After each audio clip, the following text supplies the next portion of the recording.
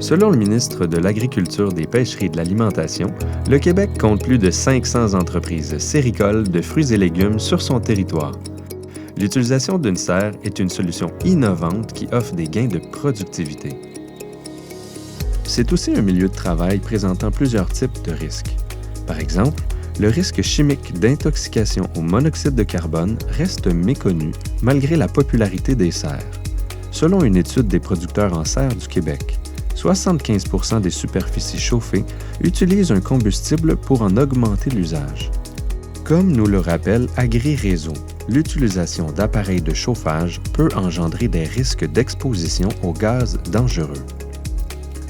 Le personnel qui travaille dans cet environnement devrait être protégé contre ce danger incolore et inodore.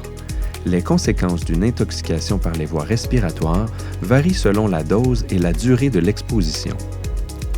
Parmi les symptômes, on retrouve des maux de tête, des vertiges, des convulsions et même la perte de connaissance. Dans une concentration élevée, le gaz peut provoquer la mort d'un adulte en 20 minutes.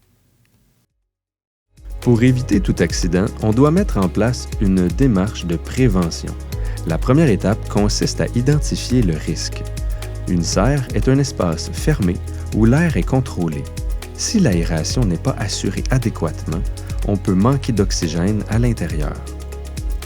Le matériel tel que le système de chauffage occasionne des risques d'exposition à des gaz toxiques. Le travail quotidien constitue une durée d'exposition suffisante pour causer une toxicité aiguë ou chronique. De plus, le personnel n'est pas toujours bien informé de la situation. La deuxième étape de la démarche vise à choisir les correctifs. On doit les déterminer en priorisant le plus haut niveau de sécurité possible, comme l'élimination à la source. Le remplacement de l'équipement à combustion par l'électricité ou la géothermie pourrait s'avérer une bonne stratégie. La sensibilisation à la présence du risque est un autre moyen. C'est pourquoi on recommande l'installation d'un détecteur certifié. Pour assurer la permanence des correctifs, il faut ensuite implanter des moyens de contrôle. Instaurer une pratique de maintenance préventive qui inclut l'entretien, par un technicien qualifié, des appareils fonctionnant avec un combustible.